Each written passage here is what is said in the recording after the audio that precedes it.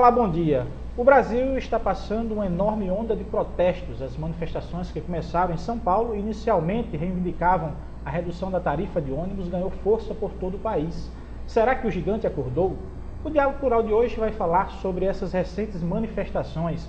Para conversar sobre esse tema, convidamos a coordenadora-geral do Sindicato dos Bancários, Marta Turra, e o coordenador-geral do Sinteste RN, José Rebouças.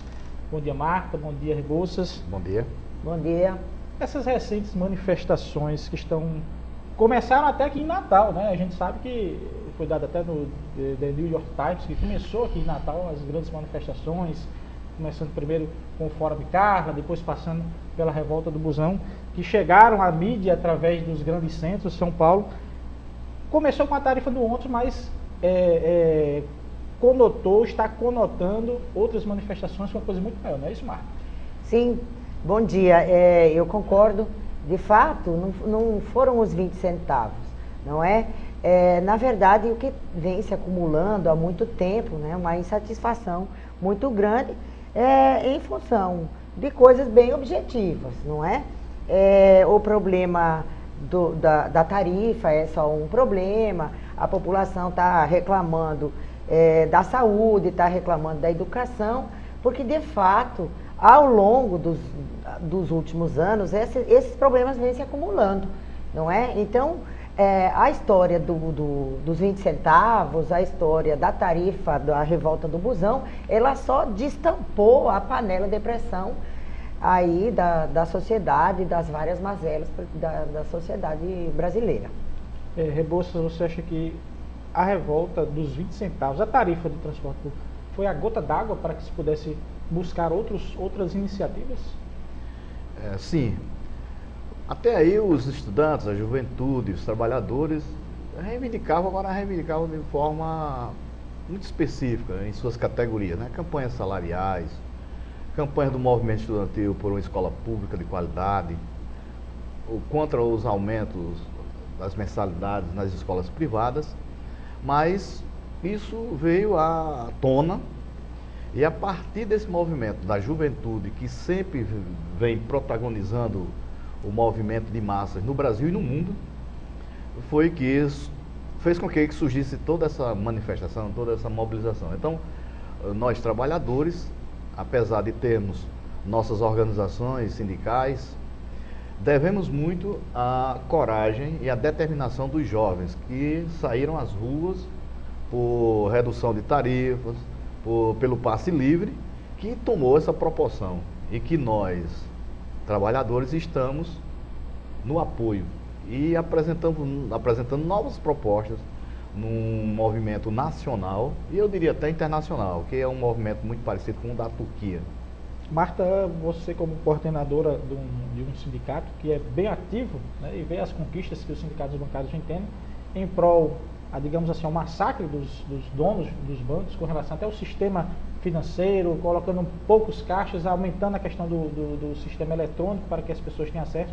E a gente vê que aí também a população até se revolta quando não tem um atendimento digno dentro dos bancos e também envolve toda essa questão da revolta da população em si com todo um sistema posto, digamos assim, capitalista que não está conseguindo atingir os anseios daqueles que buscam todos os serviços, inclusive, digamos, o serviço dos bancários. Pois é, hoje né, essa semana está acontecendo uma greve geral na Europa e pela primeira vez os bancários de Portugal, uma greve em Portugal, os bancários de Portugal no dia 27 estão parados, né, ficaram parados. É verdade que os bancos hoje, o sistema financeiro, ele representa assim, de uma forma muito contundente, o capitalismo que a gente vive. E não é por nada, não é, que bancos foram atacados. Isso tem uma certa simbologia. Quer dizer, o sistema bancário está dentro do sistema capitalista que vem oprimindo as pessoas, não é? A falta de pessoal para atender melhor a população está ligada diretamente, não é, à diminuição dos custos para que os lucros desse sistema eles fiquem cada vez maior, ou que eles sejam mantidos, já que nós estamos vivendo um momento assim de uma margem de spread mais baixa. Então, o que o banco que é capitalista faz? O banco vai sacrificar quem? Ele vai atacar o trabalhador. E isso também está por trás de todos esses movimentos, não é? Rebouças, o sistema capitalista em si, né, essa questão do lucro fácil, de obter lucro em cima das pessoas, digamos que as pessoas querem um sistema diferente? Sim, porque o modo de produção capitalista, durante toda essa época, mostrou que não tem mais alternativas para resolver os problemas básicos da humanidade. Não só aqui no Brasil, mas em qualquer parte do mundo. É um modo de produção que humilha, que massacra a maioria da população, a maioria pobre. São os trabalhadores, os desempregados, a classe média, o campesinato pobre, a classe operária fabril. Não vê alternativas, não vê saídas nesse modo de produção, porque a concentração das riquezas, do lucro e do que nós produzimos fica nas mãos de meia dúzia, justamente dos capitalistas.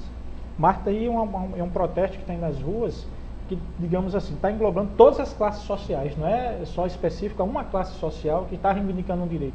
São várias classes sociais, porque é um movimento que atinge a todo mundo. Certo. Sim, com certeza. Esse é um movimento que atinge todo mundo, sim. Agora, o que me traz uma certa preocupação é que esse movimento, a gente não conhece direito a direção, a gente não sabe se tem alguma direção concretamente, não é? E aí, por essa razão, eu acho que as categorias organizadas, como os bancários, como os funcionários públicos, como os comerciários, os metalúrgicos, enfim, essas categorias organizadas, elas têm que entrar para valer, para que essas manifestações continuem, né? E elas devem continuar, devem obviamente continuar. Então eu tenho assim uma certa preocupação com relação à direção que esse movimento, né, poderá tomar ou não. Poderia se sair da ordem pacífica e passar para uma ordem maior, que não atingiria o objetivo em si das manifestações, redução da tarifa do ônibus, a PEC 37 que foi recentemente derrubada e outros assuntos a mais? Não, olha só, não se trata aqui de defender movimento pacífico ou não. A população, ela está sendo atacada e ela tem o direito de reagir. Eu vejo dessa forma, né? As pessoas têm o direito de reagir, porque na verdade ninguém está querendo a violência. Quem pratica a violência é o próprio Estado, é a força policial, são as forças de repressão, e a população ela está se defendendo. Queimar lixeira, por exemplo, arrebentar carros particulares, isso vai levar a quê? Não vai levar a nada. Agora, eu acho que a população, sim, ela tem o direito, os manifestantes têm o direito legítimo de ocupar prédios públicos, de ocupar terras, tem esse direito legítimo, sim. Diálogo Cultural vai entrando um pequeno intervalo e nós voltamos daqui a 30 segundos, não saia daí.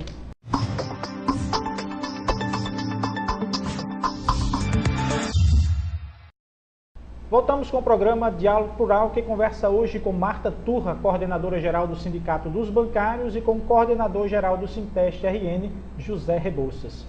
O estopim dos manifestos que tomaram conta das principais cidades do Brasil foi a redução da tarifa do ônibus, que havia aumentado em muitas capitais. Mesmo com o anúncio da redução em muitas cidades, a luta agora é pelo passe livre, ou seja, tornar o transporte público gratuito. Será que isso é viável? Acompanhe na reportagem de Daniele Castro. É fato que o transporte público no Brasil é bastante deficiente. Após os diversos protestos que aconteceram recentemente em muitas cidades do país, levantou-se a possibilidade do passe livre. No entanto, questiona-se a viabilidade de implantar esse sistema em cidades grandes como Natal. Bom, já em várias cidades do mundo, né, o transporte público gratuito, já em vários países, Estados Unidos, Bélgica, França, Estônia, agora a China está com um projeto piloto atualmente, uma cidade de 14 milhões de habitantes. A grande questão é que a maior parte das cidades do mundo são cidades menores que Natal, por exemplo. Algumas delas bem menores. No caso das menores, realmente, o custo por habitante é metade do que numa cidade como Natal.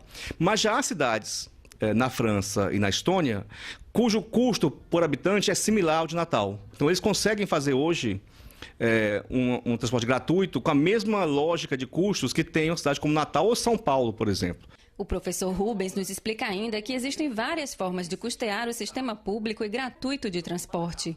Parte do ICMS dos carros, parte do IPVA dos carros e motos, parte do ICMS dos combustíveis, gasolina, etanol, pode subsidiar isso.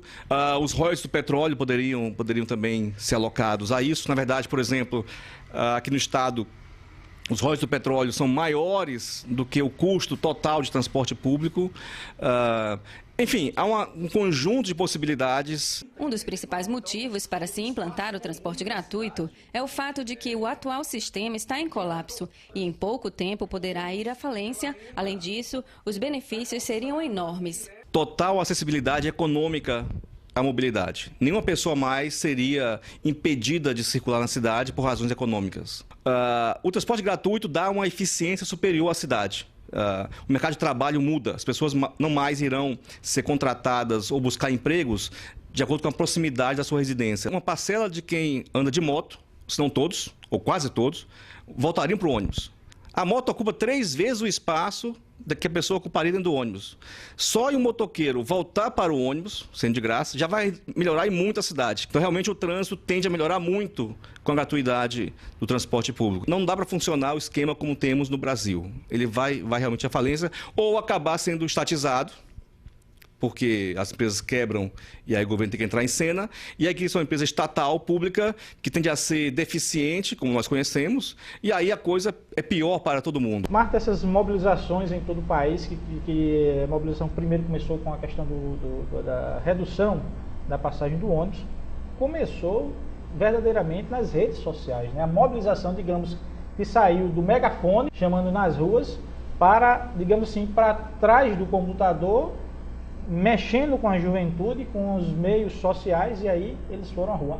Extremamente importante as redes sociais nessas mobilizações, não é isso? Sem dúvida nenhuma, as redes sociais foram fundamentais na mobilização. Agora, veja bem, a mobilização, elas são importantes, agora falta, aí nesse aspecto, a organização.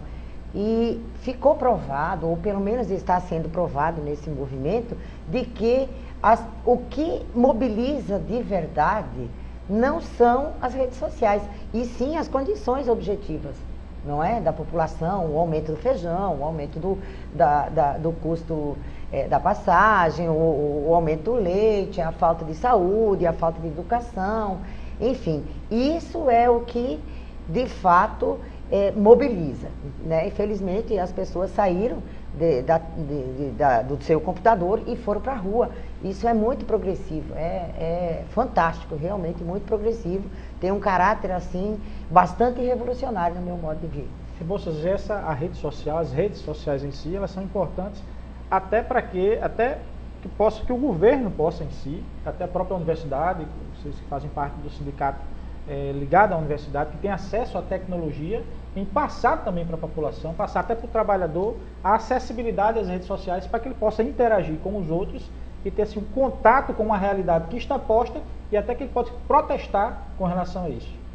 Assim, o Facebook, o Twitter e os outros instrumentos das redes sociais, eles facilitam o chamado, a convocação. Agora, o determinante está, como Marta falou, nas condições objetivas da população. Por exemplo, a falta de médico no hospital, o não atendimento, o aumento dos preços dos alimentos, o salário arrochado, a falta de segurança pública nas ruas, a escola pública, principalmente no ensino básico, sucateada, sem professores, faltando livros, sem laboratórios, sem biblioteca, o aumento da passagem do ônibus, entre outros. Então, esses elementos objetivos fazem parte do dia a dia das pessoas, é o motor determinante, que faz com que a pessoa se revolte. E o Facebook, o Twitter, eles não fazem a ação, eles são instrumentos para canalizar esse descontentamento, porque o determinante está nas ruas. O jovem, o trabalhador que fica no computador durante 2, 3 horas, acessando, passando mensagens, recebendo mensagens, né, compartilhando, curtindo, ele não faz com que seja ouvido. Agora, a hora que sai às ruas, junta milhares de pessoas com cartazes, faixas, bandeiras, a palavra de ordem que esteja ligada, casada diretamente com essas necessidades objetivas, é quem serve como motor para mudar. E é isso que está acontecendo. Nós assistimos em todo o país cartazes com os vários conteúdos, né? Conteúdos ligados à educação, reivindicando a educação, à saúde, à segurança, inclusive cartazes que faltam até conteúdo. Numa marcha aqui em Natal, essa semana passada, tem um cartaz que dizia, entre aspas, "Tô puto, por isso fiz esse cartaz". Veja só, não tem conteúdo, mas ele estava ali se manifestando. Talvez com a situação geral que se tivesse colocado posta naquela mobilização. Marta, mas a rede social, digamos assim, e o Rebouças também pode responder, é um meio extremamente democrático, né, em qual você pode, através dele, se manifestar, receber as manifestações e receber principalmente a convocação. Se falou até a nível nacional, não sei se foi boato, de querer tentar barrar a internet e os meios de comunicação exatamente para inibir as manifestações. Mas é um meio democrático, né, que se faz e que se deve ser mantido.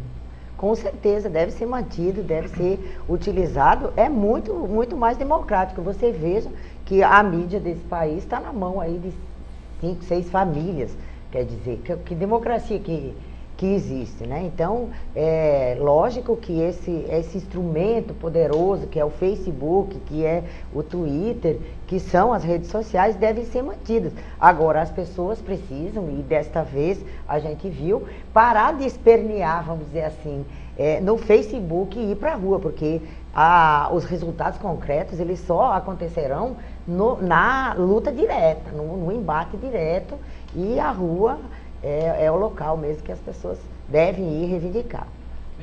Em um minutinho, Rebouças, só para citar um exemplo. O Egito foi um exemplo disso, das redes sociais que fizeram uma mobilização que derrubaram o governo. O Egito, a Grécia, a Turquia, o Brasil, a Argentina, o Chile, neste momento.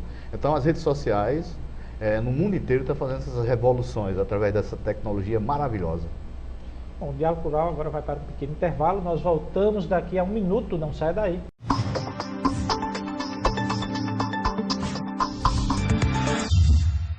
Estamos de volta com o Diálogo Plural, que hoje debate sobre o protesto Brasil afora. Será que o gigante acordou? Para esse debate, contamos com a presença da coordenadora-geral do Sindicato dos Bancários, Marta Turra, e do coordenador-geral do Sinteste RN, José Rebouças. Uma coisa bem peculiar que vem se colocando nessas manifestações, a gente vê a ausência das bandeiras dos partidos políticos. Realmente, as manifestações não querem a presença dos partidos políticos, e o porquê, Marta? Olha, primeiro, esse movimento, ele pode até ser apartidário, mas ele é extremamente político. Eu vejo assim, que é extremamente político.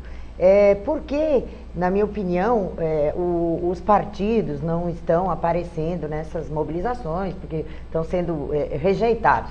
Estão sendo rejeitados, a população, os manifestantes, estão rejeitando os partidos políticos, estão rejeitando as centrais sindicais, os sindicatos, mas isso tem uma razão. Isso tem uma razão. Essas pessoas estão desiludidas, essas pessoas esperaram, por exemplo, como um partido como o PT. Esperaram, nós já estamos aí quase 13 anos de experiência com esse partido que representava, vamos dizer assim, a esperança do povo e tal. É por isso que as pessoas não querem os partidos. Não é porque o movimento é apartidário e não é político. É porque as pessoas estão revoltadas com os partidos, inclusive os partidos de esquerda. Até mesmo os partidos de esquerda têm sofrido, né, com bandeiras queimadas, com as pessoas apanhando, como aconteceu aqui. Quer dizer, partidos que estão na luta, estão na rua há muitos anos, também viraram vidraça. né, desse movimento. Mas há uma razão, sim, as pessoas estão decepcionadas. E aí eu quero citar um exemplo, por exemplo, no Pará, não é, os partidos de esquerda fizeram coligação, receberam apoio do governo Dilma. E o governo Dilma é o governo do PT, é o governo que está junto com os empresários, é o governo que está atacando a população, o governo que, vamos dizer assim, durante anos fez com que o trabalhador ficasse endividado, não é? As pessoas estão endividadas, o crescimento não existiu de fato em bases sólidas. O crescimento do país existiu baseado no crédito e as famílias estão endividadas, completamente endividadas, não é? E os partidos que estão à frente que são responsáveis por isso. É esse governo que é responsável por essa crise. E as pessoas estão dizendo isso. Eu não quero partido político, eu não quero central sindical, eu não quero sindicato. Os sindicatos traíram a classe trabalhadora. A maioria dos sindicatos, né? Ressalvadas algumas exceções, mas as centrais sindicais aí não vão para a rua. Por que não vão para a rua também? Para blindar o governo, para fazer com que o governo não seja atingido, que é o governo que eles defende. Então, tudo isso, na minha opinião, explica por que essa rejeição, por que essa ojeriça, esse ódio aos partidos. É muito ruim. É muito ruim. A democracia precisa dos partidos. E nós precisamos, né, discutir, nós precisamos rediscutir tudo isso e mostrar para a população que tem que existir partido, tem que existir as entidades, não é? Eu penso assim. Rebouças, o Brasil, e Marta também, o Brasil, digamos que é uma democracia extremamente recente, né? Se nós formos comparar com outros países do mundo, o Brasil, digamos, é uma criança ainda. E o Brasil, depois que entrou na questão do voto direto, de eleger os seus dirigentes, será que não aprendeu? Quer dizer, os políticos que antes defendiam uma democracia não aprenderam realmente o que é ser uma democracia, Rebouças? Assim, a democracia brasileira é uma democracia jovem, mas é uma democracia burguesa, onde uma classe social se sobrepõe à outra. É uma democracia onde a burguesia tem o controle do Estado, o controle de todas as relações sociais. Tem o controle do parlamento, do executivo e tem sua mão também no poder judiciário, que são as principais instituições do regime. E no regime brasileiro é o regime democrático, burguês. Essa democracia ainda não aprendeu, fez com que a massa, a população, aprendesse essa convivência. O que nós assistimos nessas manifestações são casos específicos de intolerância, né? Setores da direita, como o PSDB, o do Democratas, o próprio partido do governo, o PT, não aceitam e se contradizem nas questões de bandeiras, né? Faixas, alguns cartazes que são rasgados, né? Há um sentimento de nacionalismo, há um sentimento antipartidário, mas não por ser contra o partido, mas pela decepção que tem com os partidos políticos, né? Que são partidos que chegaram ao poder, do PT ao PSDB, e que lá no poder corrompem, que fazem falcatruas, que atacam o nível de vida das massas, que no executivo arrocha salários, sucateia os serviços públicos, que no parlamento acoberta os crimes dos próprios parceiros, crimes de colarinho branco, que mostra as contradições do poder judiciário.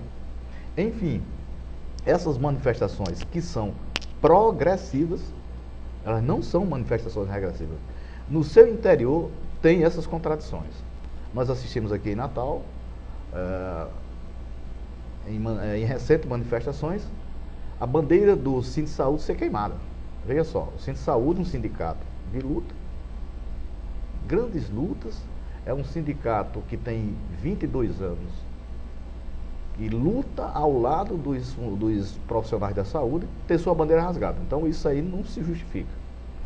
Agora, essa prática é uma prática da ultraminoria no movimento. Que é aquela minoria que também joga pedra nas vidraças, que depredam o patrimônio público. Tá? Ontem mesmo nós assistimos, antes de ontem nós assistimos a queima de motocicletas de uma loja, que o cara abria uma loja para queimar motonetas em Belo Horizonte. Então, esse movimento, ele tem nos ensinados, é um fenômeno político atípico. Os próprios cientistas das universidades estão estudando, não existem ainda respostas concretas para explicar esse fenômeno. Agora, que nós temos a certeza, que são manifestações que já estão dando resultado pela sua progressividade. O deputado já foi para a cadeia, o Congresso se reuniu, trabalhou, os preguiçosos do Congresso que não trabalhavam, tiveram que trabalhar até a madrugada, votaram a questão dos crimes hediondos. O Senado aprovou, né, o crime hediondo para corrupção, né? Para corrupção. A PEC 37, que tirava a atribuição do Ministério Público de investigar. Foi a PEC, né? Foi derrubada com apenas 9 votos, né? E 400. Então isso aí ninguém esperava nesse momento. 75% dos royalties do petróleo direto para a educação, 25% para a saúde. Então, veja só, em um espaço de tempo muito pequeno, essas manifestações já estão dando resultado. E elas vão continuar, porque já está marcado para o dia 11 de julho, aí sim, de forma organizada, com as centrais sindicais, CUT, CTB, Conlutas, CGTB, CGT, a nova central, a força sindical, a preparação da grande greve geral dia 11 para pôr abaixo esses planos antinacionais e antipopulares da presidente Dilma Rousseff. Marco, nós temos apenas um minutinho para finalizar o nosso programa e assim, isso tudo está dando uma grande mobilização. O ano que vem é ano de eleição. Se o povo não mudar, os políticos que estão continuarão do mesmo jeito. Então terá que haver uma mudança grande na política? Terá que haver, sim. Agora, eu acredito sempre, reafirmo, que a luta direta nas ruas, os manifestantes, as pessoas têm que continuar se manifestando, porque enquanto esse sistema existir, nós seremos atacados. Nós vivemos um sistema capitalista que é ocupado de tudo isso, né? E o nosso governo representa esse sistema. Hoje, nosso governo representa esse sistema, as nossas entidades, lamentavelmente, a maioria, é lógico, existem entidades e entidades, mas a maioria está a defender esse sistema. Eu acho que as lutas devem se arrefecer, devem continuar, porque é só a ação direta, essas lutas de forma direta que trazem resultados, como a gente acabou de ver. Rebouças, em 20 segundos para a gente terminar. O voto é grande arma e deve ser utilizado no ano que vem para haver uma mudança definitiva. O voto é muito importante, mas o determinante é a ação direta das massas nas ruas. Vejamos, recentemente votamos, o ano que entra iremos votar e votamos durante todo esse período e não resolvemos com isso, nada. Mas as lutas, a ação direta do povo na rua está resolvendo. Obrigado, Marco Turra, presidente, coordenadora geral do Sindicato dos Bancários, pela sua presença aqui no Diálogo Rural, José Rebouças, que é coordenador geral do Sinteste RN, também pela presença aqui no programa Diálogo Rural. Se você quiser mais informações sobre o programa, acompanhe as nossas atualizações no nosso Twitter, que é o @SintesteRN, no nosso site, que é o www.sintesterrn.org.br, ou na nossa página do Facebook, que é o facebook.com/SintesteRN. Até o próximo sábado.